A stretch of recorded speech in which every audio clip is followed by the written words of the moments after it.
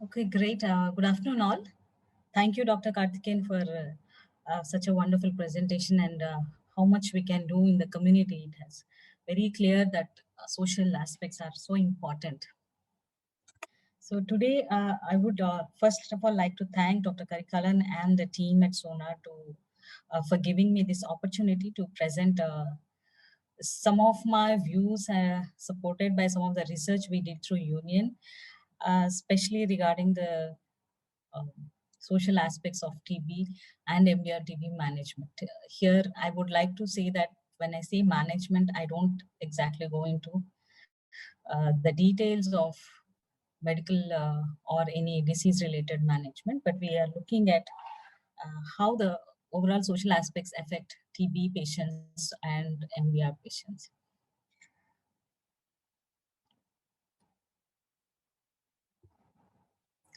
So a brief introduction.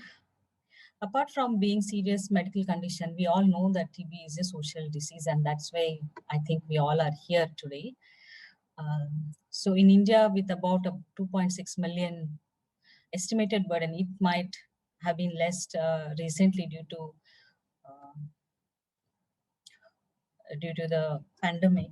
Notifications have gone down, but as such, it's not that the disease is itself gone. So, and we also are aware that TB disproportionately affects poor. So here, again, if I talk about poor, it's not that uh, only the economic aspects of it. Those who don't have money are poor. This is not the exact definition we have to look at. We have to look at the various aspects, impact that it has, how poverty makes the person uh, enabled unable to live in a decent conditions. Purchasing power of of a person is reduced, but it is not always related only to the finance aspects. And the principles of social equality, equity, and justice also have their significant place in TB elimination, which we have we are yet to bring and yet to discuss those aspects in the larger platforms. And recent days we are talking about quality of TB care, that everyone should have good quality of TB care. They should have access to good quality of TB care. So this is one component, but there are several other, especially in the context of India. And for all this to happen, we need a great relationship alliance with not only patients and communities. Often we see that most of the policies or strategies are prepared at higher level, and we don't have much engagement with the patients or communities. And again, let's also understand that engagement itself is not participation, because often we are using a lot of words, terminologies that are being used these days, like community engagement, but community engagement always is not equal to community participation. So these are some of the important points which I will be looking through the uh, concepts that I'm going to share today. And lastly, why we need this discussion, because though there are several studies and research, and everyone accepts we have a large wing of social determinants in health, there are some policies, but still not much is done in this area, and we need to know why it's not being done. For me, it is more like this iceberg, I felt, because what we see on the top is all the medical related and some of the aspects which we are able to see, but what we don't see is the largely that are hidden are the social aspects. So it came to my mind that it often depicts this iceberg concept of how the social aspects are so much invisible in TB. I just brought this graph here because I have seen in several presentations this one, and I'm quite amazed to see what happened in Great Britain from 1950 to 1960. They have propagated this idea of sanitary. The idea itself is called the sanitary idea, where they believe that sanitation, good living conditions, all these are very important. And they started implementing in especially the poorer communities where they saw high mortality rates, and they saw consistently decreasing trend of TB even when there was no TB medicines.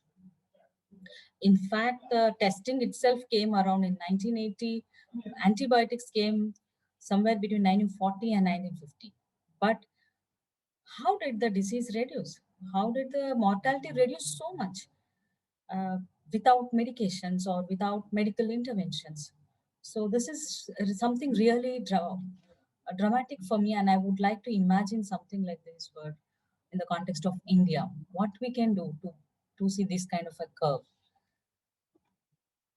So I was listing the major social issues that put people at risk of TB. So from the current scenarios, from our experiences, research from different projects, what we understand is one of the major reason undernutrition, poverty, overcrowded living places. Like when we go to field, we have often seen the people around 8, 9 people living in one small room, whether it's in slum, even in rural areas, though they are outside most of the time, but uh, often in the nighttime and all, they all snuggle up in one room. Sometimes men, they sleep outside, but uh, in the afternoon times when it's really hot, they all are inside. And I remember a couple of my field visits where they asked me to come inside because we went to interview one patient, and I just peeped in and I saw like 7, 8 people already inside, and it was so crowded. And they are just relaxed. For them, it is very normal. So they don't understand that, in fact, if anyone is infected in that, the chances of them, others getting infected is very high. And these are often poor ventilations, exposure to air pollution due to cooking fuel, unclean cooking fuel. So most of our patients we see are based either in rural areas or in poor urban slums, and they do not use clean fuel for cooking. I have some data to show that. And then coming to tobacco smoking, we all know tobacco smoking is very common.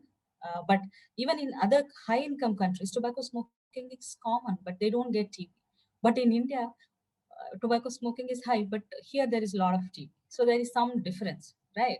So we are going to look at why these are all cascading one after another. There is a layers of these social risk factors which are on the same population. So those who are poor, they're also having a lot of people who are having who smoke tobacco and then get exposed to pollution due to wood burning and things like that. Okay, poor hygiene. And coming to the non-usage of mask. Pre-COVID area, I am sure none of us have seen people using masks publicly often. Only in TB hospitals we have, because hospital staff have requested patients to wear their mask. The TB patients in the hospitals wear the mask, but in general public, in the communities, we don't see the usage of mask. And persistent illiteracy and lack of proper knowledge about TB. Proper knowledge about TB is not just, okay, TB, 2, 3 weeks cough means it is TB, or TB is curable. These 2, 3 indicators doesn't mean proper knowledge. They have to have more detailed understanding. So what are the social outcomes of TB? So one of the major social outcome I would say is stigma and discrimination. And it is also, like one of the speaker has mentioned, that it is also a cycle. There is, because of TB, there comes stigma the person experiences, but then existing stigma also hides TB. So it is two-way, and it's very vicious in that aspect. And I think earlier Shauna has also mentioned in her presentation about school dropouts, about marriage prospects. These things are also observed very much in India. People are afraid that if anyone comes to know that their young daughter had TB, that she will never ever get married in her life. So they hide it. In fact, they take her to a private hospital. They don't take her to the local PHC or to the government center where everyone can know about her status. So they give treatment in secret so that no one will know about her health condition.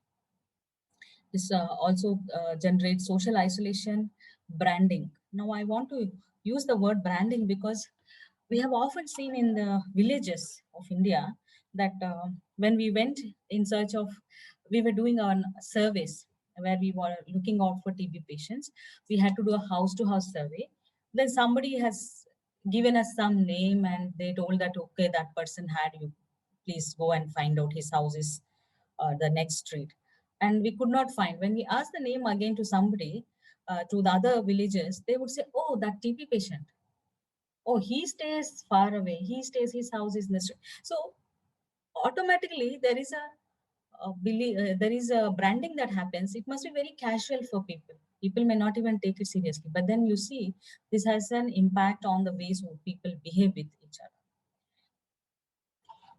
Many children have been dropped out from the school due to TB. Why they were dropped out? Not just because they had TB. Some of them had TB, but if the parents had TB, it is because of the fear that the child may also carry. Teachers may ask them to stop coming to school. And then when the mother is a TB patient, the children, especially girl children, are automatically asked to stop going to school so that they will support in the house, take care of the household chores and things like that. So it has a devastating effect on the children's future. TB also causes a lot of depression and loneliness. And I think we have heard a lot about it in the previous presentations. And I would say that this is very much there in India as well. That is, I think the whole landscape looks of social aspects looks very similar across the different countries. And poverty due to catastrophic expenditure, loss of employment, and difficulty in returning back to a work. Now, these both are uh, these are two different statements, yet both affect on the work, which indirectly affect on the financial status of the family, and the whole family again gets more impoverished, affects on the nutrition, and the cycle goes on. And then poor quality of life due to post-TB sequelae. This is one subject which we have not touched much in India. Post-TB sequelae is, though it is a medical what you will say, there is a lot of damage that has occurred in the body, that they'll have different medical conditions. But what happens due to this is the life of the person has, the quality of life of the person is considerably reduced, and they often have to make medical visits. And there are, after they have completed the treatment, people have undergone surgeries after 1 year, 2 years, but these are all not documented. We don't have proper interventions in India on the post-TB sequelae.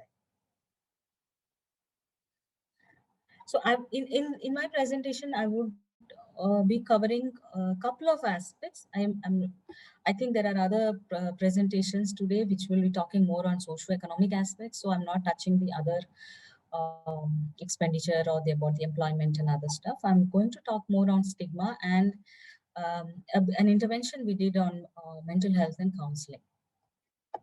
So stigma and discrimination. So this is an important social aspect, social outcome and social cause for TB, I would say.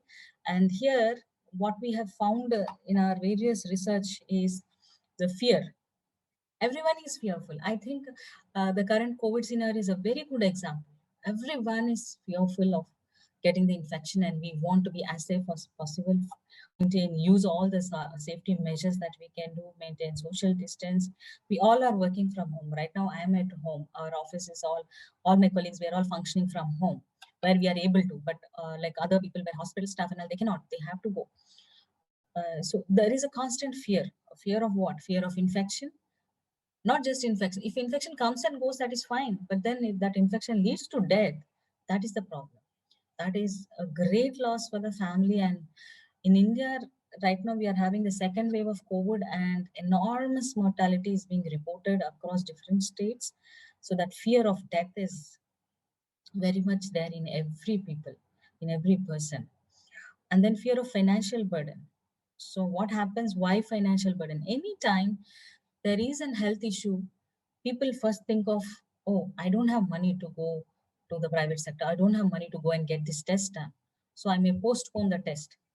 So we all know how much it is interlinked. Yet we are still not having the universal health coverage. But in India, we have public hospitals where there are quite a lot of services that are obtained, but it has its own set of challenges in accessibility, in the quality, and in various other aspects.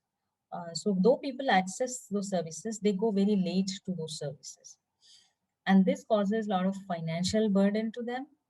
And if the person who contracted TB in that family, say the male person who is generally the head of the family and who is the only breadwinner, if he has contracted TB, the whole family is going to struggle because there is no one else able to go and work. And for the next few months or year or even beyond, the family is going to be pulled into poverty. Then fear of social isolation. Social isolation is happens. Recently, we have been conducting a study, and some of the interviews, what we heard of patients saying is that, oh, when my father was diagnosed with TB, so yes, we have. They said we have to isolate him. We have kept him in separate. In the outside, there is a room. We have kept him separately. So this old man of 70-year-old was kept outside the house for during entire treatment of TB, and whole village knows that this man has TB and he's outside. So they come, they reduce the interactions with the entire family, but then they see from far. They do not come to the house as such, but when these people go outside, they may have interactions. So this family is kind of now socially isolated, but this is mainly why, because they had very less information that after starting the TB treatment, the patient is no more infective, but yet the patient has been kept in isolation for 6 months. And then another aspect of the stigma discrimination is the myths. So what is the myth? The major myth is like it's a curse. India is a very spiritual country. Everyone believes and have a faith in their gods, and they very diligently follow all the rituals. So when something bad happens in a house, when something especially related to health, then everyone starts believing that, oh, this is some curse of some god. What wrong did we do? What sin we did do? Why did we get this disease? Maybe our gods are not happy. Let's go and offer some prayers to some gods in different places. They start doing this because they have a very strong spiritual relation to this. It's very difficult to break that. And then there is also the myth that it comes because of HIV. HIV in India is again has been lot stigmatized a lot. Recent days it is much better, but then they immediately, being a conservative society, they immediately connect this to having multiple partners, and that's why they get HIV. And this man, TB patient, who is very skinny and all, he looks exactly like the HIV/AIDS patient, and they would relate, and the stigma continues to propagate. Existing social structures enable propagation of stigma. So in India, one of the important social structure we have the caste system. And when we talk about the marginalized and vulnerable communities, most often these are the communities from the lower social strata, lower structure according to the caste system, the scheduled tribes and the scheduled um, caste, which who are poor and who are also like forbidden from doing several things. And this propagates a lot of stigma. Lack of correct knowledge and awareness on TB. This is among the general population also and among the marginalized communities as well. So let's look at stigma. What's a stigma? In 1963, Goffman said the stigma is a phenomenon whereby an individual with an attribute that is deeply discredited by his or her society is rejected as a result of that attribute. This is a process by which the reaction of others spoils normal identity, which and disqualifies the individual from full social acceptance. Recently, WHO also has defined stigma as a mark of shame, disgrace, or disapproval, which results in an individual being rejected, discriminated against, and excluded from participating in a number of different areas of society, like somebody asking them not to come to the social function in their house, inviting other members, but say that, okay, please don't bring this so and so person, and this kind of incidents that happen. So I would like to just share a few brief outcomes. This is, I thought this was very important because often when we see that there is stigma, we assume that they don't have knowledge. Like I also have listed one of the reason for stigma and discrimination is like lack of knowledge and awareness. So why? So what was our research question was to know whether correct knowledge about TB is associated with stigmatizing attitudes. Assuming that knowledge is correct knowledge will not stigmatize people with TB. So you and me who think we are in TB work and we believe that we will not stigmatize, but then is that really going to happen when I actually come encounter a TB patient? So most of us might say, yes, I will not stigmatize, but there are also people whom we have interviewed, medical doctors also, and they do uh, accept that they have kept away from TB patients. And when we ask certain questions, certain scenarios, if you have to share a meal with a TB patient, if you have to get into a relationship with a TB patient, what would be your decision? So often it is a no. So also showing that somewhere we are looking at having, we all have those attitudes. So we are not talking about something which has already happened, but we are talking about the attitudes, and it's quite a challenging thing to look at the attitudes. But we tried to uh, analyze some of our data from a knowledge attitude practice surveys that we have done.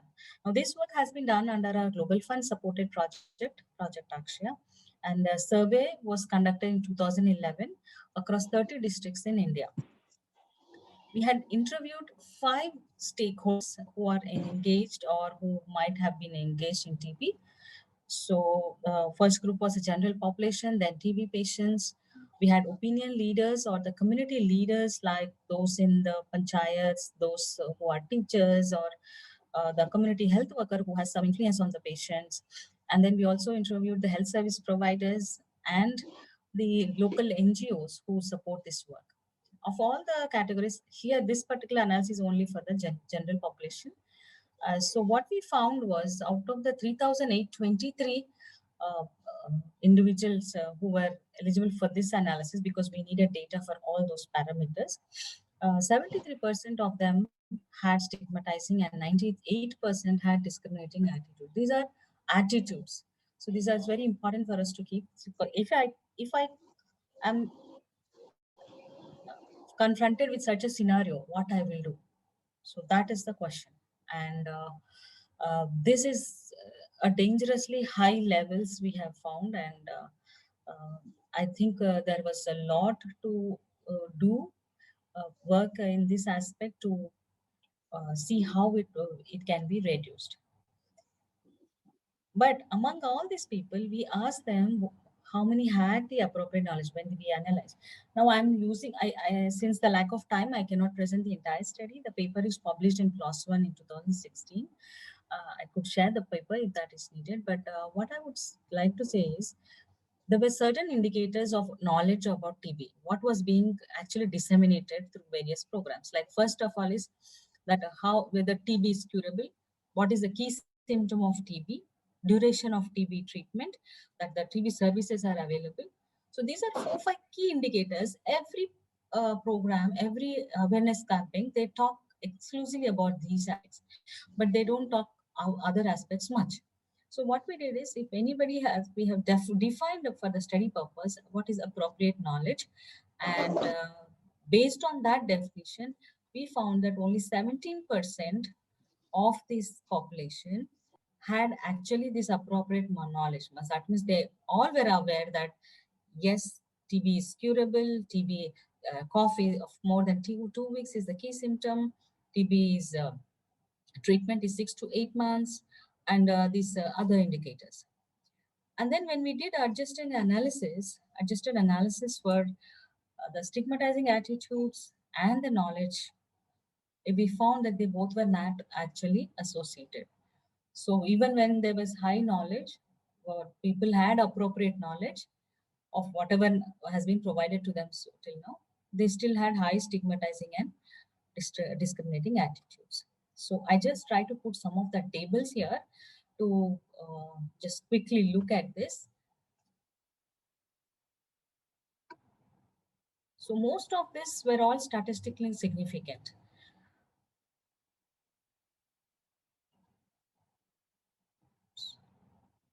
Under the discriminating attitudes, one of the attitudes was very significantly associated that when people knew that it was transmitted through air, they had very, it was not, um, it was not very much contributing to that discriminating attitude. Sorry, ma'am, this person is getting stuck. Okay. So what we concluded was the stigmatizing and discriminating attitudes towards TB patients are high, and these attitudes are independent of knowledge regarding TB. The current disseminated knowledge regarding TB, which is mainly from a medical perspective, may not be adequately addressing the factors that lead to stigma and discrimination towards TB patients. Hence, we recommended that there has to be strategies where we disseminate knowledge beyond medical knowledge of the TB. Okay. So I just put this. I just put this thing together because for me, I'm looking stigma as a for the TB patients. By the time they come to public health systems, these are all the challenges they face, the social aspects before they come to medical support. What all they have to go. First, they have to cross the barrier of stigma discrimination to access treatment at a public health system level. The initial contact is mostly the quacks or the local health providers who are not medically qualified to treat, but they will do. People generally seek care from there, and then they have a huge barrier from that situation to go to public health barrier. One is the fear that is there, and we have a significant stakeholders who can have impact to reduce this distance, but then we are not still engaged with them. And then we have general population who again show that stigmatizing attitudes toward them. So they have to cross all these things to go till the public health system, which is a challenge in itself. Some of the quotes from our recent study where we had interviewed around 25 TB patients, I'm just sharing a few here. So I'll just read out. They will think cheap even if I tell something so. No. Now, even if TB or HIV comes, person looks similar due to weight loss. Whether it is TB or HIV, who knows? Simply for not coming to work for 3 months, they started speaking in a stigmatizing way in my auto stand. This is an auto rickshaw driver who contracted the TB, and he didn't go for work for 3 months. When he returned back, the people in his stand, they started talking, behaving very differently with him, and he overheard them talking different things. And if we say TB, they will think even to speak with us, and they will think twice even to speak with us, and will think bad. If a person in a nearby shop know about it, he will think, why should I drink juice in a TB patient's shop? So this person who runs a shop, he has this scenario that if his TB status is revealed, nobody will come to his shop to access his services, or they will not even give job to this person. So those are the some of the quotes I had put here. Okay, so this was one old man's narrative I would like to read. When I was out of one time, I was unable to get up after sitting. I called a person to help. That too, he is my relative. He immediately moved away by 2 feet when he saw me. It struck my mind that time. I thought he moved away since I was having TB. Then I myself got up using my hands, and with difficulty I felt bad. Then I left that he couldn't understand. So these kind of scenarios are very common, and when people uh, disclose their status, they experience this. If they don't disclose their status, they struggle internally of their own perceived state. That is about the findings. So I want to continue. This study we published in 2016, though the survey was conducted in 11, and then it took us a long time to analyze and come because we are mostly focusing on the medical aspects. Then we looked at this, and we it took over a year or two to get this published. What after this? What happened? So there was a lot of advocacy by civil societies and patient advocates in the last 5 to 6 years about engaging communities, about addressing stigma. And then, so this is a beautiful update that I would like to share, was that a strategy document has been released by the National TB Program on World TB Day in 2021. That is this year, just few months back, last month, in fact. So this document was put together by several civil society partners. I am glad Dr. Karthikeyan is here. He was also, we all as a team, we worked to bring this together, and I am glad this is being done, but this is still a strategy document that has to go to the states, and they have to start designing interventions to implement. We have a lot of work that needs to be done. So this is how the strategy document looks. This is the cover page. It's a very interesting document. It is freely accessible from the TB NTP website. And if anyone wants in this group, we can also share the PDF. So that's about stigma and discrimination. And I would like to just touch base some of our key observations from one of our project intervention. This is again under the Global Fund supported Project Akshaya. And it was implemented in 2014. So this was our second phase of our Global Fund interventions. So we had a partner, Population Services International, PSI, and through PSI, we had implemented this counseling intervention for drug-resistant TB patients. Now, why drug-resistant TB patients? So there was a scenario where there was a huge loss to follow-up among MDR patients, and this is considered due to the high medicine burden and the injections, and people will do migration and these issues. But then what can we do? Because doctors are not able to trace them once they go. So learning from HIV, how counseling has helped to strengthen the HIV program. One of the important aspect of HIV program is counseling. So they have a pre-test counseling and a post-test counseling. In fact, the counseling centers itself, where a counselor is available for patients, and that aspect of the psychosocial health has been taken care well in HIV. However, in TB, we haven't done much on that.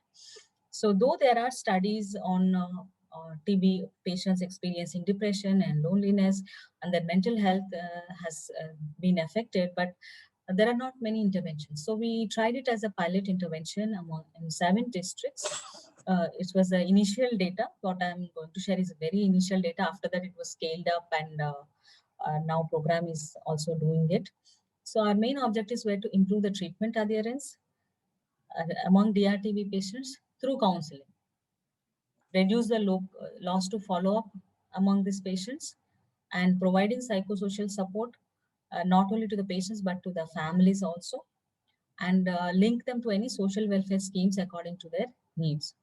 So we've hired like counseling people with counseling background, like those from the social work background, those who had experience in counseling.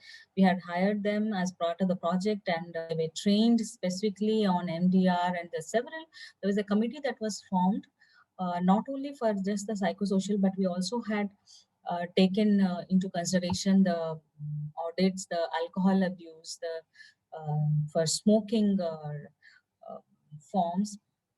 We had taken all the history of each of the patients about their alcohol use, about their smoking. Everything was taken into consideration to see how it is affecting their their psychosocial health.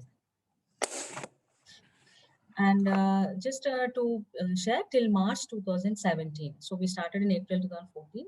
So we had counseled around 8,700 MDR patients, and 67% were male. The mean age was 33 years. Almost 60% of the patients were unemployed due to illness. Am I over time? Should I stop?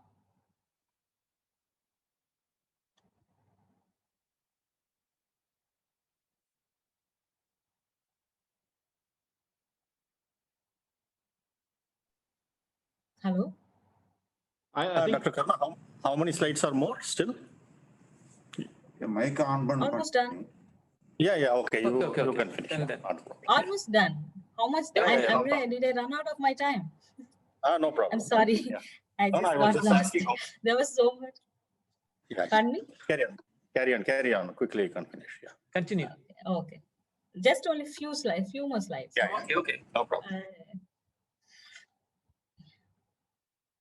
So when we did the analysis on the loss to follow-up on a group of these patients, we found that around, this is 5%, around 5% of TB patients were lost to follow-up in the cohort in where we did the intervention, compared to the pre-intervention state of that, from the same districts, pre-intervention data, it was around 18%.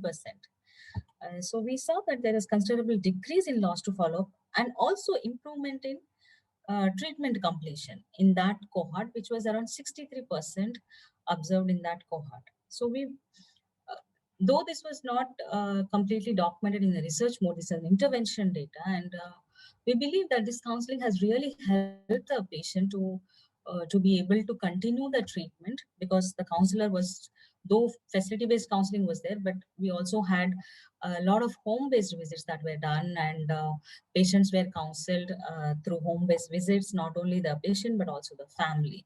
So this was an important intervention which helped us to understand counseling should be an integral part of TB program as well, not just how it is integral part of HIV. We should also bring that as the integral part in TB also. So before I conclude, just to mention about few other studies, which are again where we did on social aspects, like especially the undernutrition. We tried to assess the Nikshay Poshan Yojana, which is the latest project scheme of the national program to provide support, nutrition support to the TB patients. So most of the TB patients were very happy about this initiative, which was intended to meet their nutritional needs during the time of treatment.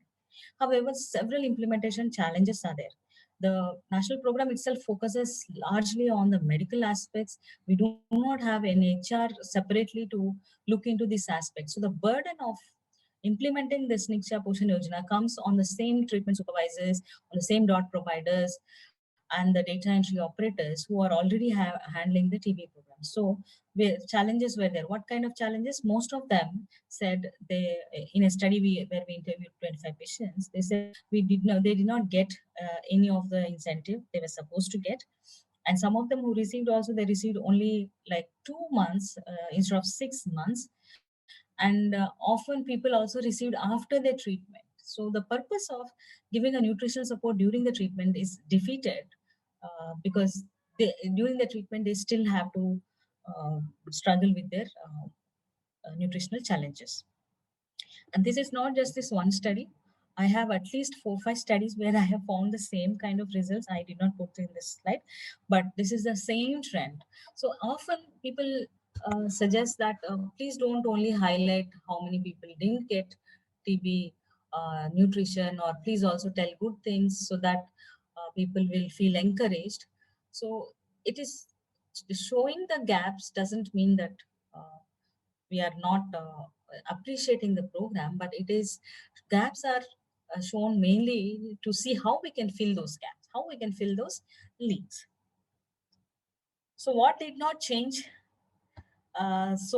Even after the NTP and several partners, we all have been doing so much work for so many years, and but we have not been able to do so. This nutritional needs is something which is beyond TB program, but still, because of the advocacy of the patients and their desire to complete the to support the patients, they have initiated this initiative where 500 rupees is given per month until the treatment completion, which translates to about $7, which could be very, very less comparative, but for some people, this is such an important contribution.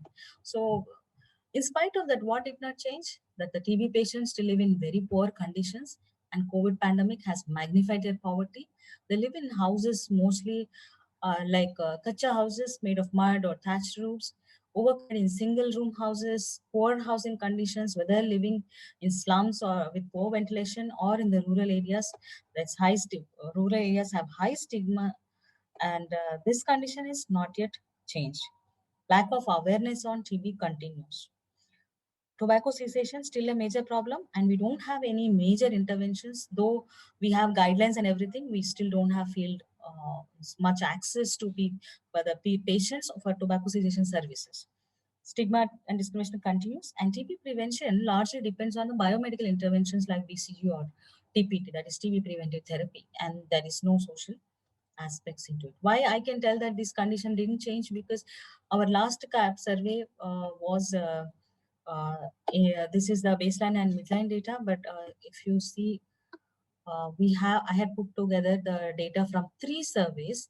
The baseline was done in 2011, midline in 2013, and endline in 2017. Across the 3 surveys, the knowledge indicators, though they fluctuate a bit, but they are still almost the same. There's not much difference. And then if you see this particular table on household characteristics of TB patients, this was from the inline survey, which was done in 2017. Most of them, like if you see, only 37% live in Paka houses, 39 and 24% live in Kacha houses. Like that is the improper, like mud houses and things like that. And half of them, if you see, they don't have good access to water, proper water. Only very few people have access to private tap or private hand pump. Rest others have to depend on public, and most often that water supply is not there. And electricity, let me come to cooking fuel also. Here I want to highlight that still 46% of them use wood as their key source.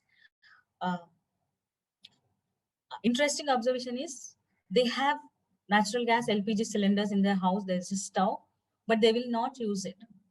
The reason is they cannot afford once a cylinder gets over. A cylinder costs so much. It costs nearly 700-800 rupees, and they cannot buy it. Even if it was subsidized, it would be around 400 rupees, and they don't want to spend money on it. So they are happy to go and pick up some wood from the nearby bush and use it.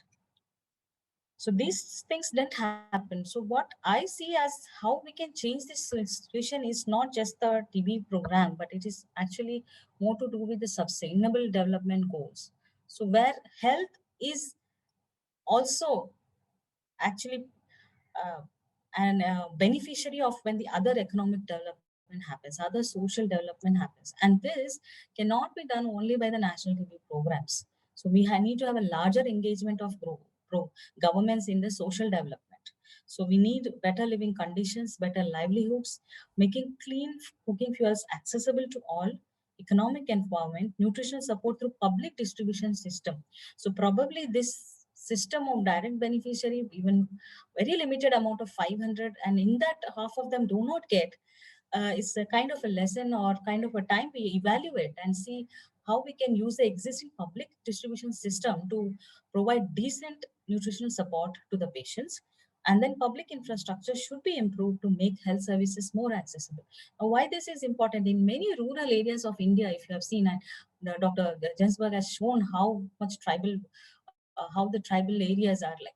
And recently we have assessed the health system in one of the district in Jharkhand. And what we found is from the villages, there are no public transport for the people to actually come to access district health services or even a community health services. They don't have any public transport. There is no infrastructure. The roads are there, but then there is no public transport. They have to hire private vehicles. That means again cost. So these are the things which, as a government, where the governments are the ones who are committing for elimination and who are responsible for it. So we need to see how we can get all these things through multi-sectoral or whatever recent words they are using to get. But this is what we need to see as the social aspects, getting social welfare departments into picture, because that is something which we never seen happen. Social welfare department is nowhere in the picture of this whole TB elimination. And also we should think of social prevention strategies, not just the biomedical. So thank you for bearing with me, and thank you for this opportunity.